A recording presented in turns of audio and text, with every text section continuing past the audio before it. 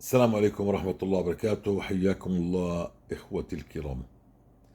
بدي أنوه لأمر كثير مهم، ألا وهي الذنوب. جماعة، ترك الذنوب من الفرائض. ترك الذنوب من الفرائض. ترك الغيبة والنميمة، ترك الربا، ترك العري، ترك السب والشتم، وترك ذنوب الخلوات من الفرائض. هي أولى من إنك أنت تختم القرآن كل يوم أو 3 أيام. هي أولى أن تترك هذه الذنوب. هي أولى من إنك تقوم الليل. هي أولى من الصدقات. ترك الذنوب أولى من كل هذه الأعمال التي تظن إنك أنت بتعملها وبتكفر عن سيئاتك فيها. هذه نافلة وتلك فريضة. ترك الذنوب فريضة. أما من نهى النفس عن الهوى فإن الجنة هي المأوى. أن تنتهي عن هذه الذنوب أولى من إنك تأتي بالنوافل. هذا لا يدل إنك لا تأتي بالنوافل، لكن عشان تقطف ثمار النوافل التي تعملها، ما بيصير إنك تستمر وتصر على هذه المعاصي وكأنك لم تفعل شيء. لازم تتعصر ألم على هذه الذنوب. اسمع، إذا بدك تعد حالك كأنك مسلم، نعم مسلم صلح دينه، كنتم خير أمة أخرجت للناس تأمرون بالمعروف وتنهون عن المنكر، هذا هو المسلم الذي يريده الله جل في علاه. المسلم الذي هو مرآة لدين الله، هذا الذي سيفتح الله عليه ويعطيه. هذا الذي سيفتح الله عليه ويعطيه. خلينا نضرب مثل: بيت فيه أولاد، هذه الأولاد يعني واحد بكسر بالصحون، واحد بخرب بالكراسي، واحد مخرب البيت، واحد صوته طالع، واحد صوته نازل، اقتال، خناقات داخل هذا البيت. بالله عليك، لو دخلت على هذا البيت شو بتقول عن الأم والأبو، عن رب البيت؟ ماذا ستقول؟ ستقول رب البيت والعياذ بالله بده الترباية. نعم، هذا بيت فالت. رب البيت لا يعرف كيف يدير بيته. لا يعرف كيف يدير بيته. هذا ولله المثل الأعلى. أنت تعبد الله على هواك. أنت بدك تتفنن بالطاعة، لكنك لا تريد أن تترك أوامر الله التي أمرك الله. الله أمرك أن تنتهي عن الغيبة. الله أمرك أن تنتهي عن النميمة، أن تنتهي عن الربا، عن الزنا، عن الإباحيات، عن السقطات. الله أمرك أمور كثيرة، لكنك أنت تفعل ما تشاء. هذا لا يعني أنه عملك غلط أنك أنت تأتي بالنوافل، لكن أولى أنك أنت تنتهي تمتثل لأوامر الله. فكل من سيدخله الله إلى هذا البيت المحترم هو من سماه الله جل في علاه من كنتم خير أمة أخرجت للناس. مش أنت يا حبيبي، مش أنت يا عمي. أنت لن تدخل إلى هذا البيت أو تحت هذه الفقرة كنتم خير أمة. ستبقى تظن إنك أنت تفعل، لكنك تفعل ما تريد. عندما تبدأ تفعل ما يريد الله جل في علاه، أبشر أخي، سيقول عنك الله جل في علاه: وإن كان اسمك محمد، وإن كأنك بتقرأ بالقرآن، وإن كنت حافظ لكتاب الله، وإن كنت تصلي وتقوم الليل وتصوم اثنين وخميس، لكنك إذا لم تنتهي أنت لم تدخل لهذه الدائرة كنتم خير أمة أخرجت للناس. أنت لست من هذه الدائرة. أنت تفعل، لازلت تفعل ما تشاء. لربما حفظت الكتاب وأنت صغير وهكذا. يعني أنت وصلت الفكرة يا جماعة. وصلت الفكرة إنه الله يأجر على الانتهاء على الفرائض أكثر بكثير من إنك تأتي نوافل. ما هو بينفعش إنك أنت تفعل ما تشاء. فأنت معناها في بيت رب البيت مش مسيطر على البيت. رب البيت تاركها فوضى. لا، رب البيت جل في علاه تارك الأرض فوضى للذين يريدون أن يعملوا الفوضى. لكن جل في علاه سمى المسلمين كنتم خير أمة أخرجت للناس. فمش كل واحد اسمه محمد ومحمود وعمال يقرأ قرآن معناه هو من هذولا الذين قال عنهم الله جل في علاه كنتم خير أمة أخرجت للناس. لما بتنتهي عن الذنوب وتقبل على الله جل في علاه، خايف منه، مراقب، تخشى الله. إنما يتقبل الله من المتقين. شو يعني المتقين؟ اللي بيخاف من الله، اللي بيعظم الذنب، ما بيستهين بالذنب، بيعظم أوامر الله ولا يفعل ما يريد. ما تظن انه انت لازلت، يعني هاي المرأة تصوم النهار وتقوم الليل، يا رسول الله ان فلان تصوم النهار احسن مني ومنك، لا، وتقوم الليل اكثر مني ومنك، صح، لكنها تؤذي جيرانها في لسانها. قال لا خير فيها، فهي في النار، هي عبدة الله كيف كما تريد، فكب الله في النار. وهذا المفلس، يا مفلس، والله إنك مفلس، والله لو لم تكن مفلس ما جئت إلا هنا، وأنا كنت مفلس، وإن شاء الله إن لا نلقى الله ونحن مفلسين، إن شاء الله لا نلقى الله ونحن مفلسين. الذي صلى وصام وحج وزكى، ويعني هاي فرائض الكبرى، وقرأ من القرآن وتصدق ما تصدق، كل هذه الأعمال عملها، لكنه سب هذا وشتم هذا وأكل مال هذا وسفك دم هذا، يعني عمل شو بده على خاطره.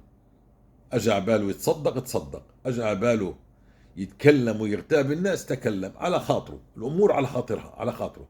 فهذا كمان فنت حسناته. يا مصلي، يلي بتركض على الصف الأول، يلي بتحفظ كتاب الله، إذا لم تنتهي ليس لك من هذا الأمر شيء، سيكبك الله في النار. عشان هيك تفقد نفسك وتقولش ليش الوضع صعب، ولا تجمع حالك مع باقي الناس. يعني إذا الناس كلها الله عمال يعاقبها فأنت تفكر حالك كالقطيع، لا. وعد الله الذين آمنوا منكم وعملوا الصالحات ليستخلف، وعد الله من عمل صالحا من ذكر أو أنثى وهو مؤمن فلنحيينه حياة طيبة. فإذا أنت بتظن أنك أنت عمال تعبد الله كما يريد الله، وأنت بتصوم وبتصلي بتقوم الليل وتركض صلاة الفجر وتحفظ كتاب الله وأنت منتهي، فأبشر أنت واحد منهم من عمل صالحا من ذكر أو أنثى. لكن إذا أنت بتصوم وتحفظ كتاب الله وبتصلي بالليل والناس قيام والناس نيام وتركض إلى صلاة الفجر لكنك لا تنتهي، فأنت من حديث المفلس، ستتبع هذا حديث المفلس. نعم، من هذول الذين فخلف من بعدهم خلف أضاعوا الصلاة واتبعوا الشهوات. يعني هذول الذي بيصلوا صلاة حركات فيها، ما انتهوا، ظنوا أن الصلاة انتهت في التسليم. ثم الذي إذا خلف في محارم الله لا يخاف الله، مش عمال يخاف الله، مساوي لحاله برنامج قدام الناس أمام الناس، ما شاء الله عليه، ما شاء الله عليه، الناس بتقول يا ليتني مثله. إذا خلف في محارم الله يلا أفلام ساقطة وكلام وذنوب خلوات، هذا سيجعل الله أعماله هباء منثورا. فانتهي أعظم بكثير من إنك أنت تأتي بالطاعات أو بالنوافل. المفروض يعني المقصود إنك تنتهي على ما فرضك الله، تنتهي يعني أنا بدي أنتهي عن قرض ربوي، أهم لي بكثير من إني أنا أقرأ كل يوم في كتاب الله. هذا لا نقلل من حفظ كلام، بس أكبر لك الذنب لأنه سيحاربك الله فيه. لكن إن تركت، مش يعني المقصود إنه مش يعني خلاص بديش أقرأ في كتاب الله، لأنه من أعرض عن ذكري فإن له معيشة ضنكا، فكتاب الله هو الذكر. ف يعني لو أنت كل يوم تتصفح في كتاب الله جميل، لكن الربا أكبر عند الله من أنك تتصفح في كتاب الله. الغيبة والنميمة أكبر، أما تفهم الربا أكبر من أنك تصلي في المسجد أو تصلي في البيت. لا تصلي في البيت، هي مش فتاوى، بتصلي في البيت ولكن بديش اخذ القرض الربوي، وانا افضل عند الله منك انت اللي بتصلي في المسجد ومعك القرض الربوي بكثير، في درجات قصوى بيني وبينك. لو انك تعظم الذنب بتعرف حالك وين انت واقف مع الله. لكن اذا بقيت على حالك هذا فالله يستر، الله يستر. هناك من يقول لي انا اقرا سوره البقره 4 مرات ولكن بعدني بالسقطات. تعرف ليش انت بعدك بالسقطات؟ لانك انت مشغل حالك، في عندك برنامج، انت عندك برنامج، خلصت الاربع مرات اسا وقت السقطة، انت بتساوي لحالك برنامج. يعني زي اللي بيختم سورة البقرة وبعدين باخذ سيجارة، هكذا معود حاله ياخذ سيجارة. انا خلص سورة البقرة، طيب اشغل حالك في الاستغفار بعد سورة البقرة اخي الكريم، عشان ما يكونش في مجال لهذه الوسوسة. في زمن السقطة هاي اللي بتحكي عنها، اخرج للناس، روح على المسجد، اعتكف في المسجد، روح عند اهلك، كون في مكان حتى ان شاء الله انه والله يشغلك. لكنك أنت مصر ويعني متعمد هذا الأمر. الذي يسقط سقطة مثلا في البداية، مثلا بعد أسبوعين مع سورة البقرة سقطة، قد يغفره الله له. لكن يعني مسوي برنامج لحاله بعد ما يخلص سورة البقرة 4 مرات، خلص إسا وقت الفيلم الساقط. لا، هذا مصر. يعني خليك أنت يعني أري الله منك لئن أتاني عبدي مشيا أتيته هرولا. فيا جماعة، وصل الكلام إنه الذنوب أولى بكثير. تعرف شو يعني كثير؟ فرق بينها إنك تترك هذه الذنوب أولى بكثير من إنك تأتي بطاعة. طاعة مش فريضة، يعني نافلة، بكثير بكثير. ممكن انك تقع هنا، تقع هناك، ذنب هنا، ذنب هناك. مرة أطلقت بصر، مرة أطلقت سمع، مرة أطلقت لسان. مش كل يوم إطلاق لسان، مش كل يوم إطلاق بصر، مش كل يوم إطلاق كلام، مش كل يوم أنا بالقروض الربوية، مش كل يوم أنا بالأفراح، مش كل يوم أنا مستمر في العري تبعي. وإن شاء الله إن شاء الله إن شاء الله إن شاء الله ستموتي على إن شاء الله إن شاء الله ولم تلبسي ولم تتحجبي. نعم. وزلنا مع الطلاء، ويعني اذا لبست على راسها بتطلع شعراتها، واذا طلعت شعراتها ما طلعت شعراتها بتدهن طلاء. الى متى؟ الى متى سنمتثل لاوامر الله؟ وكل الوعود التي في كتاب الله هي لمن اتقى الله ولمن خاف مقام ربه جنتان. نعم. انما يتقبل الله من المتقين. ماذا يفعل الله بالمتقين؟ واتقوا الله ويعلمكم الله. نعم. كل وعود الله هي للمتقين. الزم الاستغفار، توب إلى الله، واعلم أنه ترك الذنب أهم من النافلة بكثير، لأنه فريضة ترك الذنب. وبنحقق هذا الحديث لرسول الله صلى الله عليه وسلم، الحديث القدسي: من عاد لي وليا. يعني اللي بده يعادي ولي من أولياء الله، الله بده يحاربه. كيف بدي أصير أنا ولي الله؟ نقرأ الحديث: من عاد لي وليا فقد آذنته بالحرب، وما تقرب إلي عبدي أحب إلي مما افترضته عليه. طبعا الفريضة هنا إحنا بنسقط. أنت بفكر الصلاة والصيام والحج والزكاة وانتهى الموضوع؟ إلا تكلمت أن عنه الآن هي الذنوب، هي من الفرائض أنك تنتهي عنها. وبر الوالدين هو من الفرائض أن تأتيه. فهي أوامر الله كلها ونواهيه، هي من الفرائض أخي الكريم. فإن سقطت فيها لن تستمر بالباقي، أنت عمال تكمل باقي الحديث، لكن هنا بتسقط أنت. هنا يدخل باب حديث المفلس، وهنا يدخل حديث الذي إذا خلى في محارم الله انتهكها، وهنا يدخل حديث يا رسول الله أنها تصوم النهار وتقوم الليل لكنها تؤذي جيرانها في لسانها، قال لا خير فيها في النار. فهنا تسقط بالفرائض، لكنك تأتي بالنوافل ولا يزال عبدي يتقرب إلي بالنوافل. فأنت بتصلي قيام الليل وبتقرأ بالقرآن وبتذكر الله وبتتصدق، لكنك أنت تسقط بالفرائض. عشان هيك أنت تحت العقاب، وأمي في ذيل الأمم وأنت في ذيل المجتمع، والديون لا تنتهي والهم لا ينتهي والكرب لا ينتهي. إنك تسقط بالفرائض، تعبد الله على هواك، لا تنتهي، عليك أن تنتهي. بدك تنتهي، أنت عبد، أنت مش إله. فهمت؟ فلا تقول الله أستطيع، لا تستطيع، الله سيكبك في الآخر في جهنم والعياذ بالله. إذا كانت حياتك معطلة في الدنيا، هي قرأت لك الأحاديث، قرأت لك الأحاديث. بل ابدأ اتعلم شو معنى ذنب. ذنب كبير جدا، إذا تبت منه صغر وقد يغفره الله لك، لكن إذا أصررت عليه ومسكك الله عليه سيكبك في جهنم والعياذ بالله.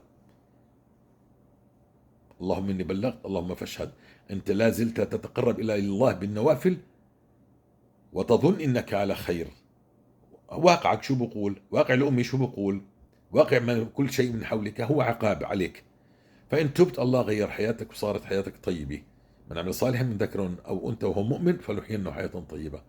وهنا ولا يزال عبد يتقرب إليه بالنوافل حتى أحبه، فإن أحببته كنت سمعه الذي يسمع به، وبصره الذي يبصر به، ويده التي يبطش بها، ورجله التي يمشي بها. ولئن سألني لأعطينه، ولئن استعاذني لأعيذنه.